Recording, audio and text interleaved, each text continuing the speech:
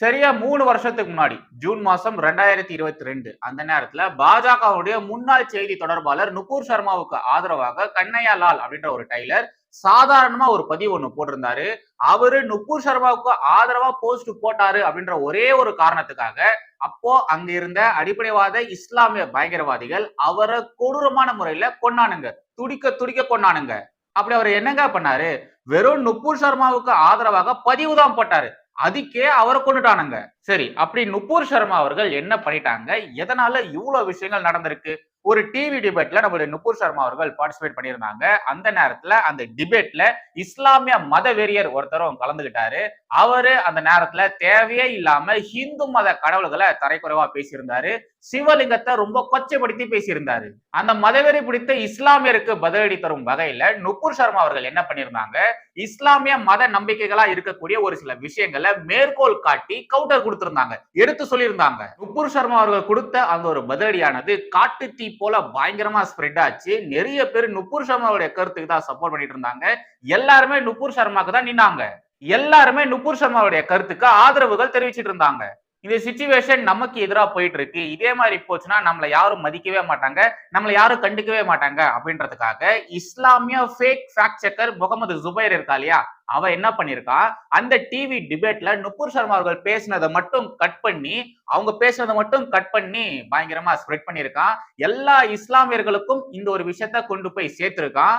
இவன் பண்ண இந்த ஒரு கேடுகட்ட செயலால நம்ம பாரத தேசம் முழுக்கவே ஒரு அன்ரெஸ்ட் சிச்சுவேஷன் உருவாகி இருந்தது. கண்டிப்பா அந்த ஒரு நிகழ்வை நாம யாருமே மறந்திருக்க மாட்டோம். அதெல்லாம் மறக்கக்கூடிய சம்பவங்களா? மறக்கக்கூடிய சம்பவங்களா? நுபுர் சர்மாவுக்கு ஆதரவாக வெறும் பதிவு போட்டதுக்கு, பொதுவெளியில பேசுனதுக்குன்னு சொல்லிட்டு எத்தனை பேரை இந்த அடிப்படைவாத இஸ்லாமிய பயங்கரவாதிகள் கொன்னானுங்க. கொடூரமான முறையில கொண்டானுங்க. அந்த நேரத்துலதான் இந்தியால இருந்த பல இஸ்லாமிய அடிப்படைவாதிகளுடைய முகம், அந்த ஒரு குரூர முகம் வெளியே வர ஆரம்பிச்சது.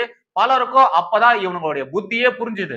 அது வரைக்கும் அப்பாவிகள் மாதிரி நடிச்சிட்டு இருந்த ஒரு சில அடிப்படைவாத இஸ்லாமிய பயங்கரவாதிகள் யார் யாரெல்லாம் நுபுர் சர்மாவுக்கு ஆதரவாக இருந்தாங்களோ அவங்கள கொடூரமான முறையில கொண்டானுங்க. ஈவன் அவங்க அவங்களுடைய ஃப்ரெண்ட்ஸா இருந்திருந்தாலும், அவங்க ஹிந்துவா இருந்து அவங்களுடைய ஃப்ரெண்ட்ஸா இருந்திருந்தாலும் நுபுர் சர்மாவுக்கு நீ எப்படி சப்போர்ட் பண்ணலாம் சொல்லிட்டு அவங்கள கொண்டு இருக்கானுங்க. அதை விட முக்கியமா இந்தியா முழுக்க நுபுர் சர்மாவுக்கு எதிராக இந்த அடிப்படைவாத இஸ்லாமிய பயங்கரவாதிகள் போராட்டங்கள்லாம் பண்ணாங்க. அந்த நேரத்துல அவனுங்க சொன்ன வார்த்தைகள்லாம் உண்மையாலேயே ரொம்ப ரொம்ப பயங்கரமா இருந்தது. நுபுர் சர்மாவை நாங்க எல்லாருமே கூட்டு பாலியல் பலாத்காரம் பண்ணி அவங்கள நாங்க கொல்லுவோம், நுபுர் சர்மாவை கொல்லுவோம், இத மாதிரி தூக்குல மாட்டி தொங்க விடுவோம் அப்படின்ற மாதிரி நுபுர் சர்மாவின் உருவ பொம்மைகளை அது மாதிரிலாம் பண்ணி வச்சிருந்தானுங்க. அவங்களுடைய உருவ பொம்மையை தூக்குல தொங்க விட்டானுங்க. அந்த நேரத்திலையும் பல அப்பாவி ஹிந்துக்களை இந்த அடிப்படைவாத இஸ்லாமிய பயங்கரவாதிகள் ஈவு இறக்கமே இல்லாம கொன்னானுங்க. அப்படி கொடூரமான முறையில கொல்லப்பட்டவர்கள்ல ஒருத்தர் தான் இந்த டைலர் கண்ணையா லால்.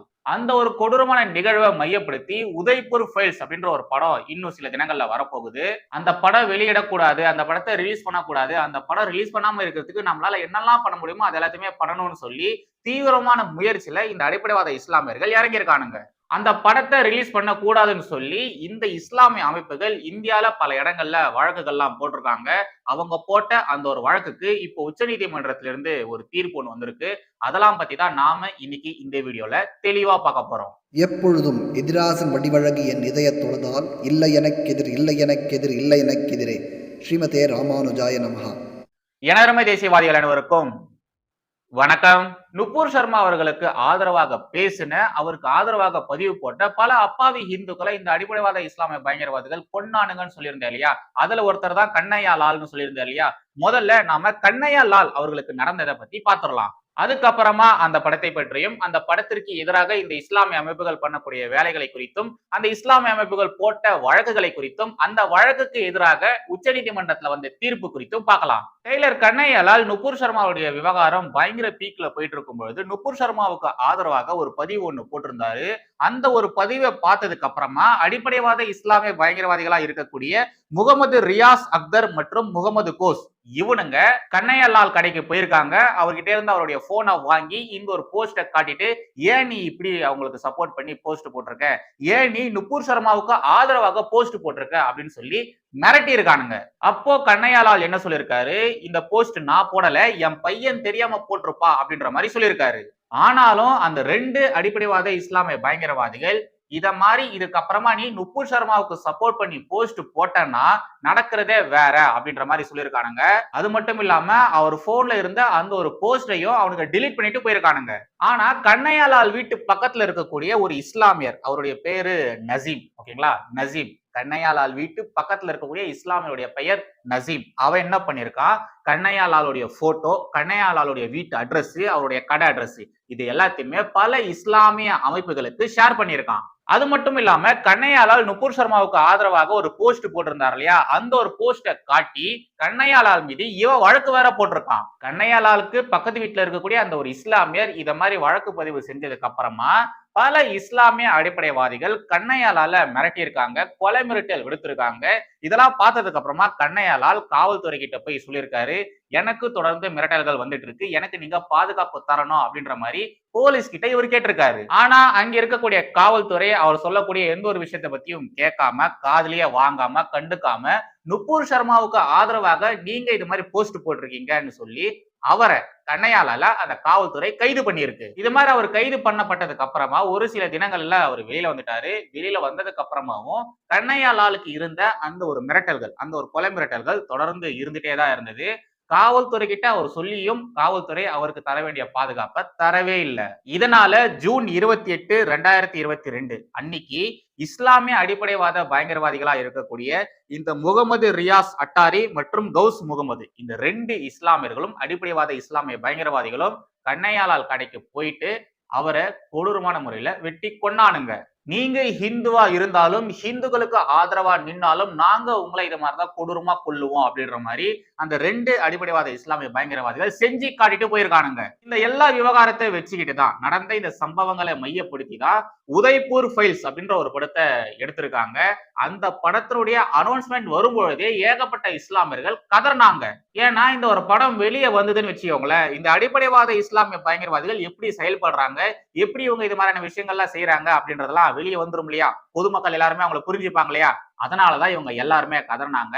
அனௌன்ஸ்மெண்ட்டுக்கே அப்படி கதறினவங்க இந்த படத்துடைய ட்ரைலர் வரும்பொழுது என்னெல்லாம் பண்ணிருப்பாங்க, எப்படி எல்லாம் பேசியிருப்பாங்க, எப்படி எல்லாம் அவதூறுகள் பரப்பியிருப்பாங்க. இப்போ அந்த படம் உதய்பூர் ஃபைல்ஸ் இருக்கு இல்லையா, அந்த படம் வர வெள்ளிக்கிழமை ரிலீஸ் ஆகுது. வெள்ளிக்கிழமைக்குள்ள ஏதாச்சும் பண்ணி குட்டியை குழப்பி இந்த படத்தை ரிலீஸ் பண்ணாம நாம ஏதாச்சும் பண்ணணும்னு சொல்லி ஏகப்பட்ட முயற்சிகளை இந்த அடிப்படைவாத இஸ்லாமிய பயங்கரவாதிகள் பண்ணிட்டு வரானுங்க. ஆல்சோ பல இஸ்லாமிய அமைப்புகள் அதுக்கான முயற்சியில தீவிர முயற்சியில இறங்கியிருக்காங்க. ஆனா எதுவுமே அவங்களுக்கு கை கொடுக்கவே இல்லை. சுப்ரீம் கோர்ட் இந்த படத்தை ரிலீஸ் பண்றதுக்கு அனுமதி கொடுத்துட்டாங்க, உத்தரவே போட்டுட்டாங்க. இதுல வேடிக்கையான விஷயம் என்ன தெரியுமா, கண்ணையாலால் அவருடைய கொலையில சம்பந்தப்பட்டிருக்கக்கூடிய முக்கியமான ஒரு அக்யூஸ்ட் தான் முகமது ஜாவேத். அவன் தான் பாத்தீங்கன்னா இந்த படத்திற்கு எதிராக இந்த படத்தை ரிலீஸ் பண்ண கூடாது அப்படிங்கிறதுக்காக வழக்கு போட்டிருக்கிறவன். இவன் இது மாதிரி வழக்கு போட்டதுக்கு அப்புறமா கோர்ட்ல பாத்தீங்கன்னா என்ன சொல்லியிருக்காங்க, இப்போ கோர்ட்டு சம்மர் ஹாலிடேஸ்ல இருக்கு, சோ ஜூலை 14க்கு மேல இந்த வழக்கை நாங்க விசாரிக்கிறோம் அப்படின்ற மாதிரி நீதிபதிகள் தரப்புல இருந்து சொல்லியிருக்காங்க. ஆனா இந்த படமானது ஜூலை 11ஆம் தேதி ரிலீஸ் பண்றாங்க. அதுக்கு முன்னாடி இந்த ஒரு வழக்கை விசாரணை பண்ணி இந்த படத்தை நீங்க தடை பண்ணணும் அப்படின்ற மாதிரி அந்த இஸ்லாமியருடைய தரப்புல இருக்கக்கூடிய வழக்கறிஞர் வாதாடி இருக்காரு. ஆனா நீதிபதிகள் அவங்க சொல்லக்கூடிய அந்த வாதங்களை பெருசா எடுத்துக்கவே இல்லை. அவங்க சொல்றதுல கொஞ்சம் கூட நியாயமே இல்லை அப்படின்றது எல்லாருக்குமே நல்லாவே தெரியும். அதனால நீதிபதிகள் அவங்க சொல்லக்கூடிய அந்த ஒரு பாயிண்ட்களை பெருசா எடுத்துக்கவே இல்லை. அந்த படம் ரிலீஸ் ஆகட்டும் அப்படின்ற மாதிரி நீதிபதிகள் சொல்லிட்டாங்க. முதல்ல கெஞ்சி பார்த்தானுங்க, அப்புறமா கதறி பார்த்தானுங்க, ஏகப்பட்ட டிராமாவை போட்டானுங்க. ஆனா எதுவுமே வேலைக்கு ஆகவே இல்லை. வர வெள்ளிக்கிழமை இந்த படம் இப்போ ரிலீஸ் ஆக போகுது. கண்ணையாலால் கொலை வழக்குல சம்பந்தப்பட்டிருக்கக்கூடிய 8வது குற்றவாளியா இருக்கக்கூடிய முகமது ஜாவேத் அவனுடைய தரப்பு வழக்கறிஞர் இன்னும் ஒரு சில முக்கியமான விஷயங்கள்லாம் சொல்லியிருக்காரு. இந்த படத்தை இவங்க உண்மை சம்பவத்தை மையப்படுத்தி எடுத்ததா சொல்லியிருக்காங்க. இதுல பாதிக்கப்பட்டவருடைய பாயிண்ட் ஆஃப் வியூல இருந்து மட்டும்தான் இந்த கதையை இவங்க சொல்லியிருக்காங்க.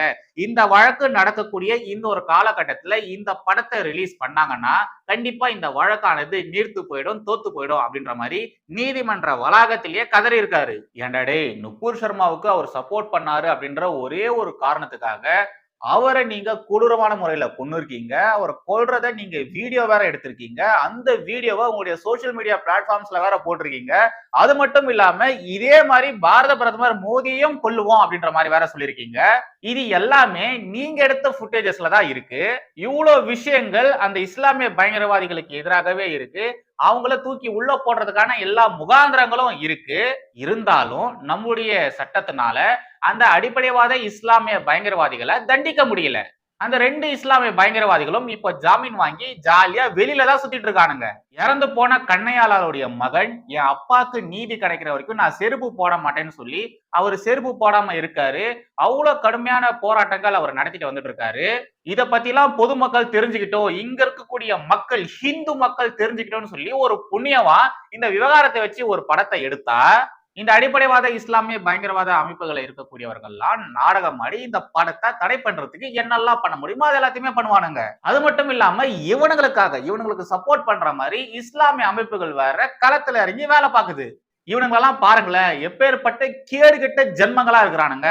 இந்த படத்தை தடை பண்ணணும்னு சொல்லி பல இஸ்லாமிய அமைப்புகள், பல இஸ்லாமியர்கள் குஜராத்ல, மகாராஷ்டிரால, டெல்லியில சொல்லி தொடர்ந்து வழக்கு மேல வழக்கா போட்டுட்டு வரானுங்க.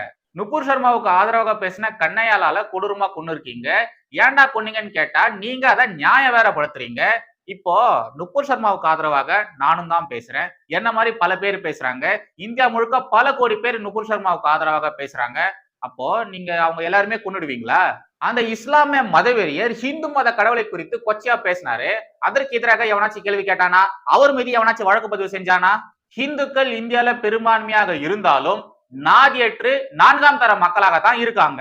அந்த டிவி டிபேட்ல நுபுர் சர்மா அவர்கள் அந்த இஸ்லாமிய மத வெறியருக்கு கவுண்டர் கொடுத்திருந்தாங்க இல்லையா, ஒரு சில விஷயங்கள்லாம் சொல்லியிருந்தாங்க இல்லையா, அந்த பாயிண்ட்கள் எல்லாத்தையுமே இஸ்லாமிய அடிப்படைவாத மத குருமார் ஒருத்தர் இருக்கிறாரு, ஜாகிர் நாயக்னு சொல்லி ஒருத்தர் இருக்கிறாரு. அவரு இந்தியால தடை செய்யப்பட்ட ஒரு இஸ்லாமிய நபர். அவரு இந்தியாவுக்குள்ள வர முடியாது, அவரு தலைமறைவா தான் இருக்காரு. அந்த ஜாகிர் நாயக் இருக்காரு இல்லையா, அவரு நுபுர் சர்மா சொன்ன அந்த எல்லா பாயிண்ட்களுமே அவர் சொல்லியிருக்காரு. இதெல்லாம் நடந்திருக்கு, அதெல்லாம் நடந்திருக்கு, இது மாதிரி விஷயங்கள்லாம் இவர் செஞ்சிருக்காரு அப்படின்றத ஜாகிர் நாயக்கே பேசியிருக்காரு. இப்போ கண்ணையா லாலுக்கு நீங்க என்ன பண்ணீங்க, அதே மாதிரி ஜாகிர் நாயக்கா பண்ணுவீங்களா? நுபுர் சர்மா பேசினதை தான் அவரும் பேசியிருக்காரு. ஒரு படி மேல போய் இன்னும் பல விஷயங்களை ஜாகிர் நாயக் பேசியிருக்காரு. ஜாகிர் நாயக்கை நீங்க போட்டுருவீங்களா? எனக்கு இங்க வருத்தம் என்னன்னா, இவனுங்க திட்டமிட்டு கொண்டு இருக்கானுங்க, அதை வீடியோ எடுத்து வெளியிட்டு இருக்கானுங்க. பிரதமர் மோடியையும் நாங்க இப்படிதான் கொலை பண்ணுவோம்னு சொல்லியிருக்கானுங்க. ஆனாலும் அவனுங்களுக்கு ஜாமீன் கொடுக்கப்பட்டிருக்கு. அவனுங்க ஃப்ரீயா இப்ப வெளியில தான் சுத்திட்டு இருக்கானுங்க. அவனுங்களுக்கு சப்போர்ட் பண்ற மாதிரி இங்க பல இஸ்லாமிய அமைப்புகள் வேற இருக்கு. இதெல்லாம் பார்க்கும்போதுதான் உண்மையாலே ரொம்ப ரொம்ப வருத்தமா இருக்கு. இதோ இப்ப மொஹரம்லாம் போச்சு இல்லையா, அந்த நேரத்துல இந்தியால பல இடங்கள்ல மொஹரத்தை நாங்க செலிப்ரேட் பண்றோம்னு சொல்லி பல ஹிந்து கோவில்கள் முன்னாடி நின்று ஹிந்துக்களுக்கு எதிராக பல விஷயங்களை இந்த இஸ்லாமியர்கள் பண்ணியிருக்காங்க. ஹிந்து கோவில் மேல ஏறி ஹிந்து கோவில்ல கொடி வச்சிருப்பாங்க இல்லையா, அந்த கொடியை இறக்கி இவனுங்களுடைய கொடியை போட்டிருக்கானுங்க, இவனுங்களுடைய கொடியை ஏத்தி இருக்கானுங்க. இங்க இருக்கக்கூடிய இந்த ஊடகங்கள், தமிழக ஊடகங்கள், நேஷனல் மீடியா, இவங்க எல்லாம் பாத்தீங்கன்னா ஹிந்துக்கள் ஏதாச்சும் இது மாதிரி பண்ணா மட்டும் செய்தியா போடுறாங்களே, இங்க இஸ்லாமியர்கள் அவ்வளவு விஷயங்கள் பண்ணிருக்காங்க. இஸ்லாமியர்கள் பண்ணிருக்கக்கூடிய அந்த விஷயத்தை குறித்து ஏன் தமிழகத்தினுடைய ஊடகங்கள் செய்தியா போடவே இல்லை? இவனுங்கள மாதிரியான ஆட்கள், அடிப்படைவாத ஆட்கள் இருக்கிறாங்க இல்லையா, இவனுங்களுக்கெல்லாம் இஸ்ரேல் தாங்க சரி, இஸ்ரேல் பண்ணக்கூடிய விஷயங்கள் தாங்க சரி. இவனுங்களுடைய அட்டூழியங்களை அடக்கிறதுக்கு இஸ்ரேல்காரனால மட்டும்தான் முடியும். இவனுங்களுக்கெல்லாம் இஸ்ரேல் தாங்க சரி, இஸ்ரேல் போற அந்த ஒரு வழி தாங்க சரி. இஸ்ரேல் பண்ற மாதிரி பண்ணா மட்டும்தான் இத மாதிரி இருக்கக்கூடிய மதவெறி பிடித்த அடிப்படைவாத இஸ்லாமியர்கள் அடங்குவாங்க. சோ அதான் இன்னைக்கான கண்டென்ட். மறுபடியும் அடுத்த ஒரு வீடியோல சந்திக்கிறேன். ஜெய் ஹிந்த், வந்தே மாதரம்.